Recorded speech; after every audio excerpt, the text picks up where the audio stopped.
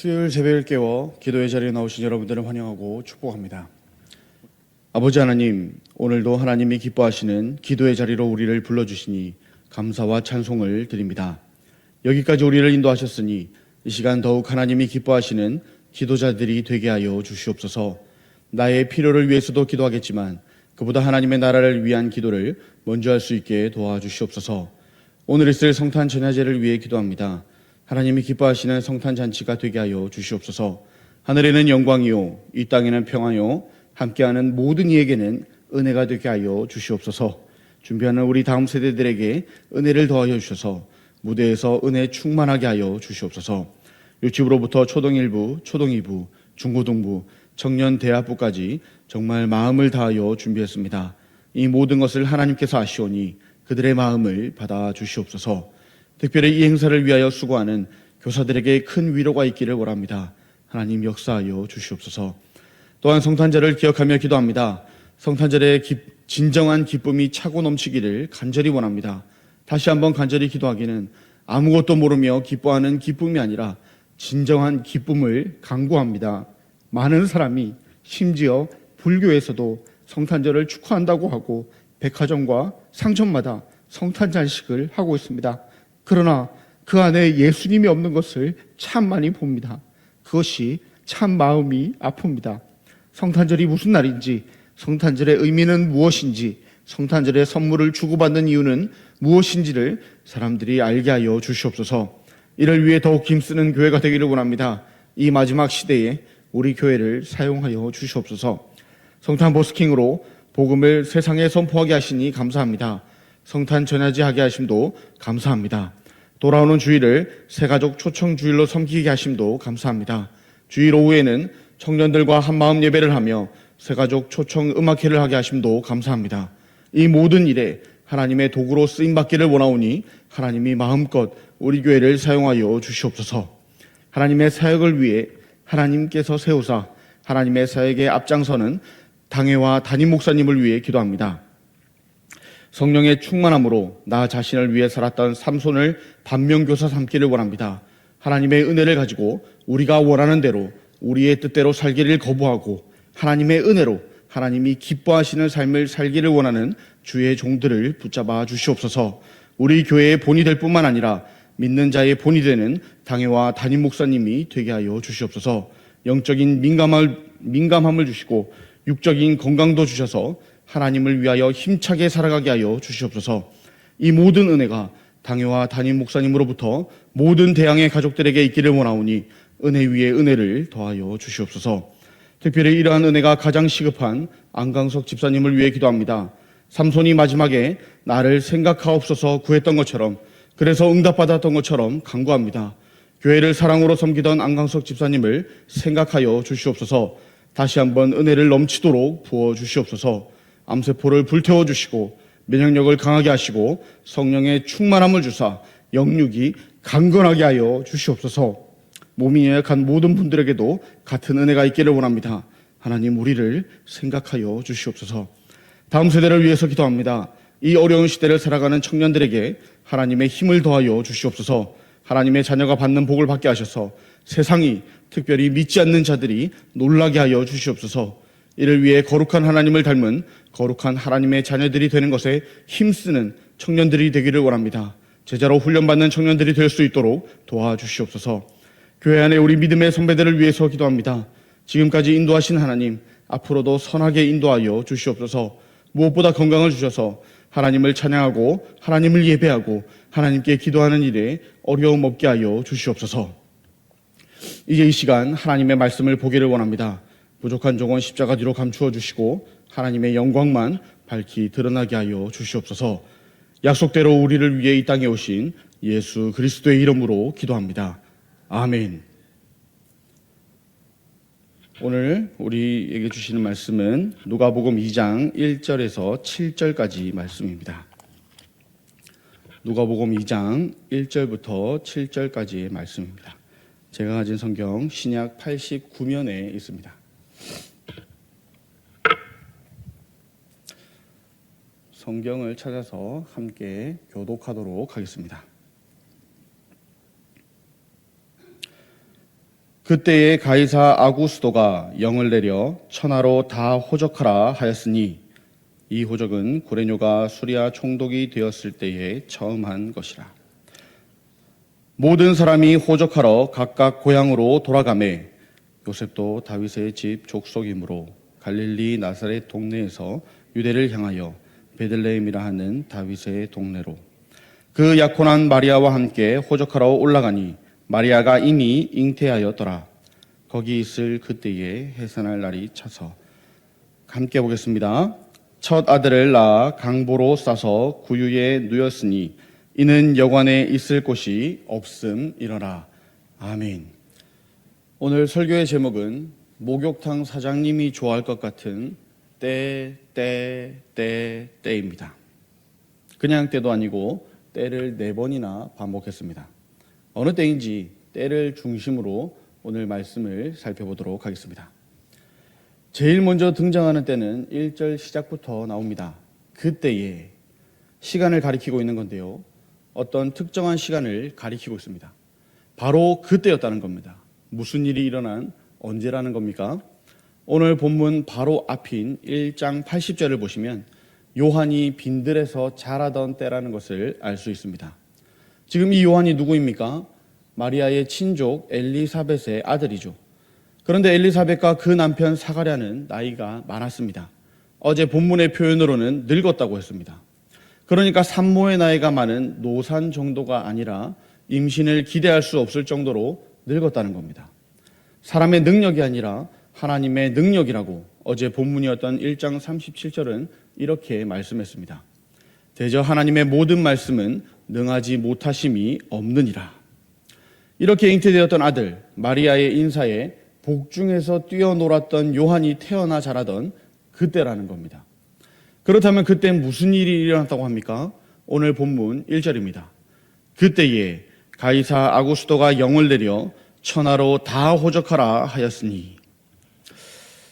이게 무슨 일입니까? 지금 어디에 몇 명이 사는지 조사하라는 왕의 명령이 떨어진 겁니다. 작년이었나요? 인구주택 총조사에서 실제로 등록지에 거주하고 있는지 조사했던 것이 기억납니다. 어쨌든 우리나라는 이런 조사를 하면 보통 조사원이 집집마다 방문을 해서 조사하고 집에 사람이 없으면 다른 시간이나 다른 날 와서 다시 조사합니다. 그런데 오늘 본문에 그때라고 말한 그 당시에는 그렇지 않았죠. 주민센터도 동사무소도 없었습니다. 그래서 태어난 곳, 즉 자신이 속한 지파가 있는 곳으로 가서 호적해야 했습니다. 이게 뭐가 문제일까요? 사실 이것도 별로 문제가 되지 않습니다. 그 시대에는 다 그랬고 그냥 가면 되니까요. 그런데 아무런 문제가 아닌 것 같은 일도 어떤 사람에게는 큰 문제로 다가올 수 있습니다. 걷기가 힘든 사람에게 먼 거리까지 다녀와야 하는 일은 정말로 큰 일입니다. 저는 평소에 횡단보도 건너는 시간이 너무 길다고 생각했습니다. 제가 건널 때도 그렇게 생각했지만 운전할 때는 더더욱 그렇게 생각했습니다. 그냥 후딱 건너면 될 것을 시간을 뭘 그렇게 많이 주는가 하고 생각했었습니다. 그런데 교회에서 짐을 옮기는 일이 있었는데요. 그때 무거운 상자가 발목에 떨어져서 발목을 적지 않게 다친 적이 있었습니다. 그리고 병원을 가는데요. 어찌나 병원이 멀게 느껴지는지요. 또 횡단보도는 반도 안 갔는데 어떻게 되겠습니까? 시간이 다 끝납니다. 아무런 문제가 아닌 것 같은 일도 어떤 사람에게는 큰 문제로 다가올 수 있다는 것을 그때 깨달았습니다. 지금 이때는 요한이 태어나서 자라고 있을지는 모르겠지만 아직 예수님은 태어나시기 전입니다. 다시 말하자면 임신한, 그것도 처음 임신한 마리아에게는 아주 큰 문제가 될 수 있다는 겁니다. 그리고 더 큰 문제가 있죠. 2절을 보시겠습니다. 이 호적은 구레뇨가 수리아 총독이 되었을 때에 처음 한 것이라. 여기에 두 번째 때가 등장합니다. 하필 총독이 바뀌고 첫 호적이었다는 겁니다. 총독이 되어서 처음으로 하는 호적을 얼마나 잘하고 싶었을까요? 저도 대한교회에 와서 하는 첫 번째 새벽 설교인데요. 정말 잘하고 싶어서 열심히 준비했습니다. 그러나 제가 새벽기도 아무리 열심히 준비하고 또 새벽기도 아무리 잘한다고 해서 월급이 오르고 연봉이 오르고 하지는 않죠. 그런데 지금 이 호적은 다릅니다. 사람을 정확하게 파악해야 세금을 더 많이 거둘 수 있습니다. 돈이 든다는 것이죠. 그러니 얼마나 잘하고 싶었을까요?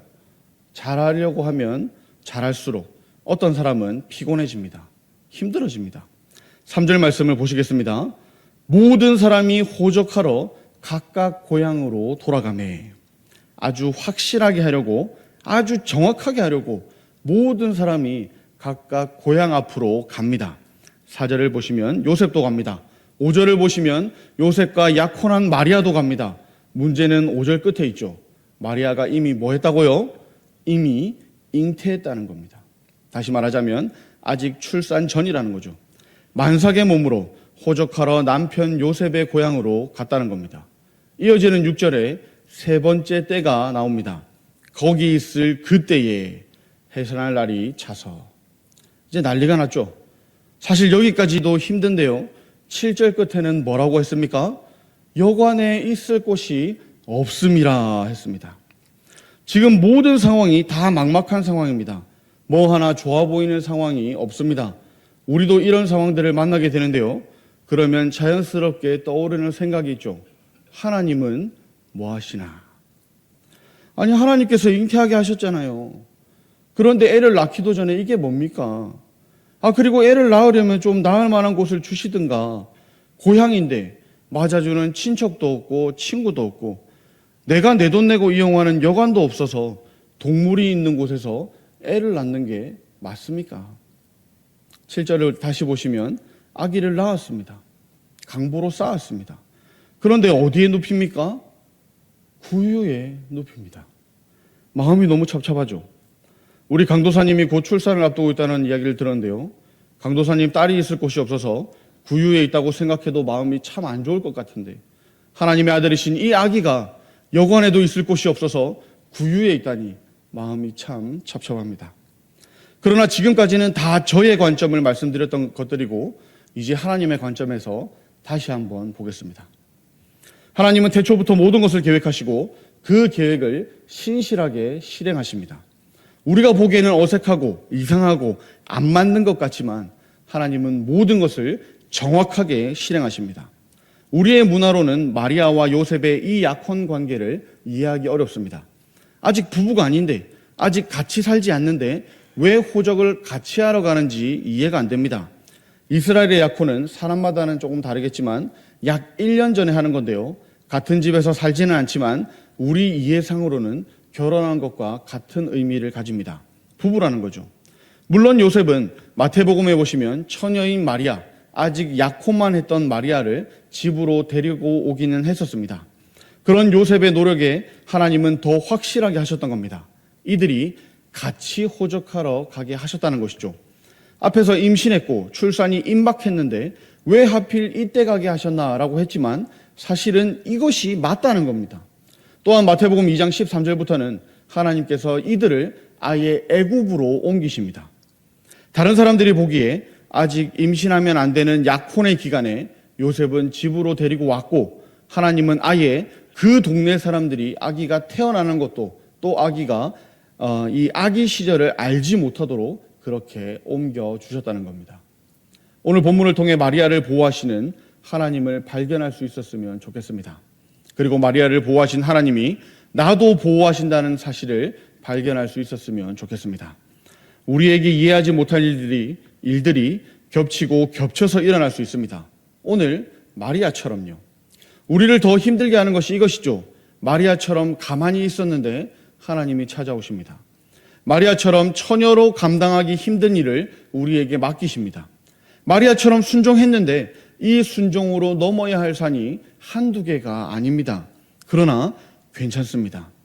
마리아를 보호하신 하나님께서 우리 역시 보호하고 계시기 때문입니다. 우리는 이해하기 어렵지만, 아니 어쩌면 우리는 전혀 이해할 수 없지만 하나님은 완벽하게 계획하신 그 일을 완벽하게 이루어가고 계십니다. 그런데 그 완벽을 이루는 단어가 오늘 본문에서는 너무나 어이없게도 부유입니다. 사실 너무나 어이없다고 말한 것도 제 관점입니다. 하나님의 관점에서는 완벽한 계획의 완벽한 성취라는 것이죠. 그런데 구유가 무엇입니까? 왕의 침대를 구유라고 부릅니까? 왕의 유모차가 구유입니까? 아니죠. 가축들에게 밥을 줄 때 사용하는 통을 구유라고 부릅니다. 우리로 치면 밥그릇이라는 겁니다. 하나님의 아들, 우리의 구세주가 육신을 입고 이 땅에 나셨는데 있을 곳이 없어서 밥그릇에 오셨습니다. 그것도 사람 밥그릇도 아니고 동물의 밥통에 누우셨습니다. 여관에도 자리가 없어서 그랬다고 합니다. 그러나 그게 다가 아니죠. 하나님의 계획은 완전하며 하나님의 실행도 완전하다고 했습니다. 사람이 보기에는 누울 곳이 구유밖에 없는 것처럼 보였겠지만 사실은 하나님이 지정하신 곳이라는 겁니다. 이걸 어려운 말로는 케노시스와 인카네이션이라고 하는데요. 쉽게 말하자면 하나님이 낮아지셔서 육신을 입었다, 즉 성육신 하셨다 하는 겁니다. 창조주가 피조물 중에 하나인 인간이 되었다는 것이 기적이자 은혜인데 더 낮은 자리로 오셨다는 겁니다. 왕의 아들로 태어난 것을 선택할 수 있었겠지만 더 낮은 자리를 선택하셨습니다. 멀쩡한 가정에서 태어날 수도 있었겠지만 더 낮은 자리를 선택하셨습니다. 심지어 태어나는 시간과 장소까지 가장 낮은 자리보다 더 낮은 자리를 선택하셨습니다. 적당히 낮아지는 게 아니라 완전히 낮아짐을 선택하신 겁니다. 왜 낮아지셨습니까? 왜 더 낮아지셨습니까? 왜 선택할 수 있는 가장 최대한으로 낮아지셨습니까? 사랑 때문입니다. 적당히 사랑해서가 아니라 완전히 사랑하셨기 때문입니다. 날 보호하시는 하나님께서 날 완전히 사랑하시는 사실도 발견하실 수 있었으면 좋겠습니다. 오늘 말씀을 정리하겠습니다.